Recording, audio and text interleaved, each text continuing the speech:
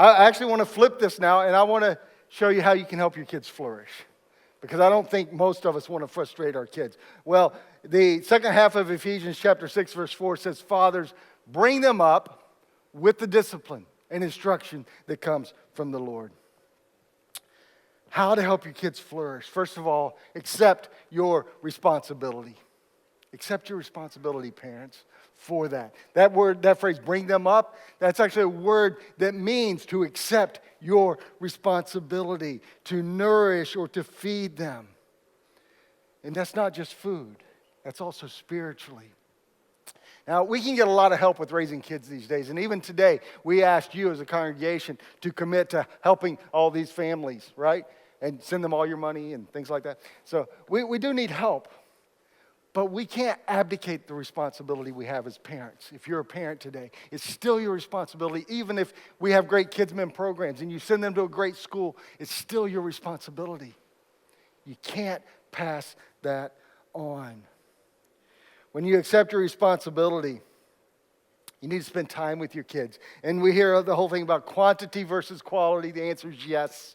Okay? Give them quantity and give them quality, both. But quantity, being home, doesn't matter if you're not present. All right? So when you're home, maybe put the devices away, put the emails away, all this stuff, and actually play on the floor with the kids. Do something like that. And the quality time, you can have lavish holidays and all that you've planned and everything and take the kids. But if they don't know you because you're never there, they're going to be on a holiday with a stranger. And that quality time isn't going to matter as much. So accept our responsibilities. Then bring them up in the discipline and instruction. So here we go. Help your kids flourish. Dare to discipline.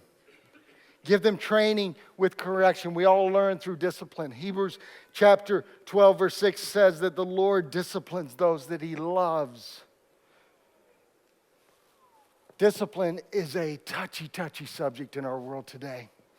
And I'm not going to tell you how to discipline your kids, whether we should be doing spankings or whether we should do timeouts or yelling. But what I am going to tell you is that not disciplining your kids will frustrate your kids. They'll think that you don't care. They'll think that you don't love them. So however you need to work out this discipline thing, work it out and be very intentional. Make decisions about discipline before the discipline is needed.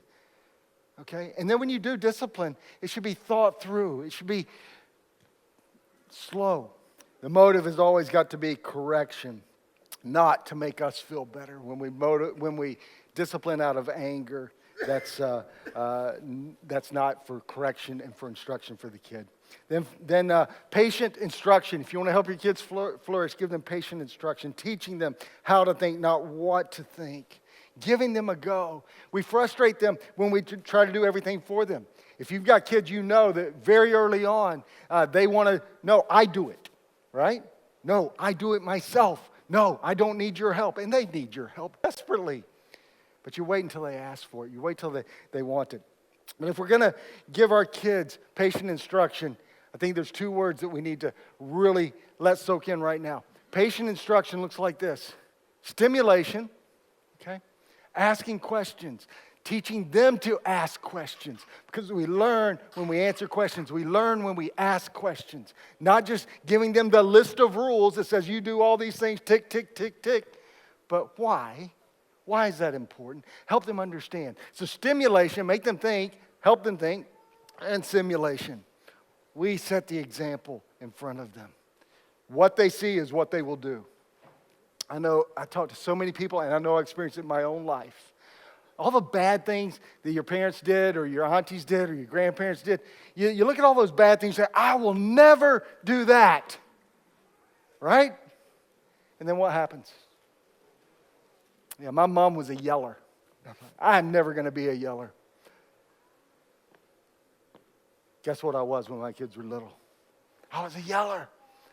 And some of you still think I'm a yeller, probably. Don't act out things you don't want your kids repeating. Simulation. Live the way you want them to live.